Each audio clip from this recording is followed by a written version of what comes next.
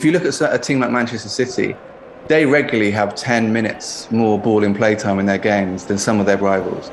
To be able to casually have an extra 10 minutes of play where your team is dominating the ball and creating chances is huge.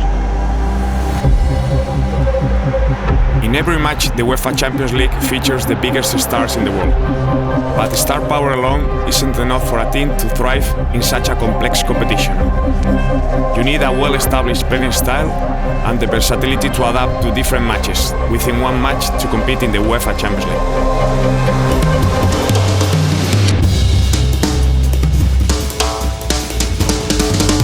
In this episode, we will use data to analyze the most successful playing styles in the UEFA Champions League and how they evolve over time. There used to be a time when big UEFA Champions League nights was sort of a character test. Then you saw, I think, tactics becoming more important.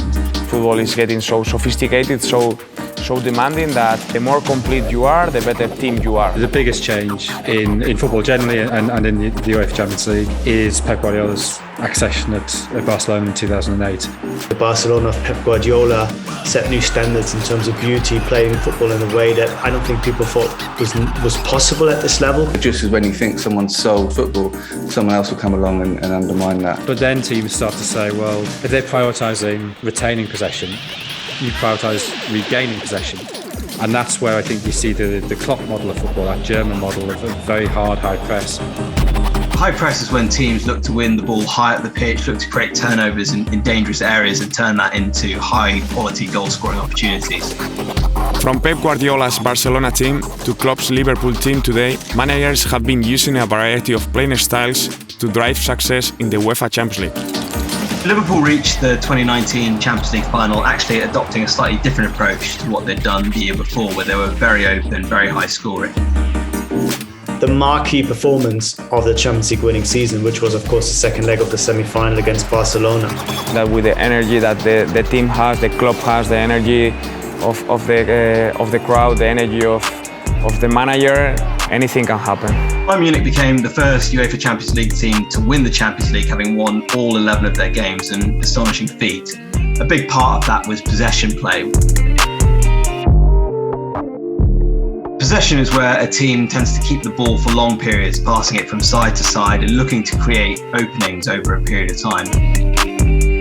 And you sort of thought, particularly in that final against PSG, you thought you can't play that high against Mbappe because any ball in behind, you're not going to get back if Mbappe gets a run on you. But they were confident enough that the press was good enough, the teams couldn't measure the ball in behind. Chelsea differ from Bayern and Liverpool in being slightly more defensive. I think they may be slightly more risk averse with the ball.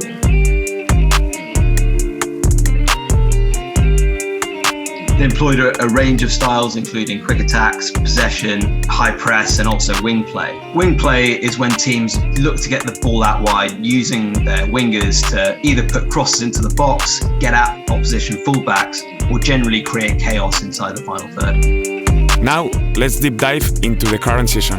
What styles have we seen drive success so far in the tournament? Among group winners, possession play was a really popular style of play. Some by default because they're so good that they're going to have the ball anyway. Some by design because it's seen as the best way to play. I mean, if you look at a team like Manchester City, they regularly have 10 minutes more ball in play time in their games. To be able to casually have an extra 10 minutes of play where your team is dominating the ball and creating chances is huge. Guardiola plays the way he does because he thinks that's the best way to win football matches. He's not doing it because it looks pretty. I think there are only two teams in the last 16 that do not necessarily want to have the ball. One is Atletico Madrid under Diego Simeone.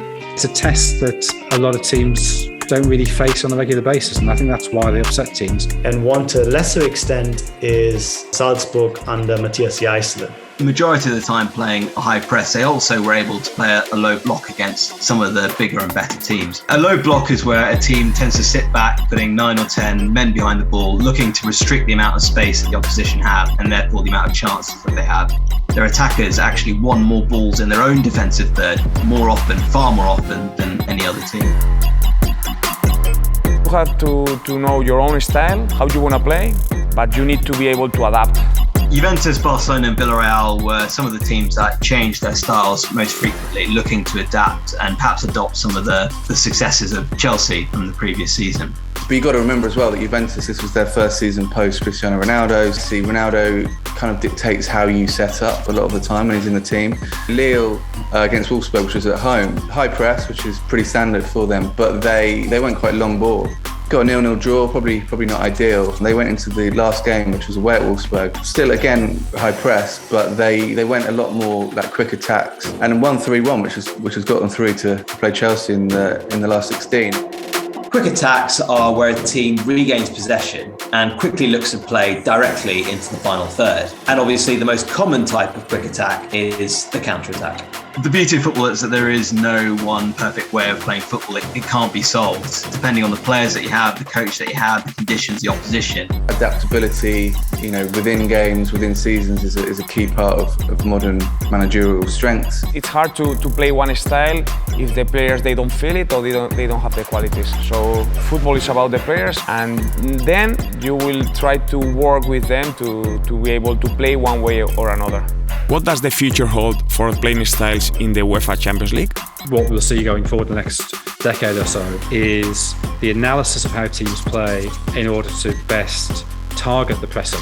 I think that's getting more and more sophisticated all the time. It's the coaches and teams that forge ahead and don't necessarily react to an individual trend in the game that will probably have a lot of success. A football match is like a million stories condensed into 90 minutes, and again, the best managers are the ones that can kind of control that narrative.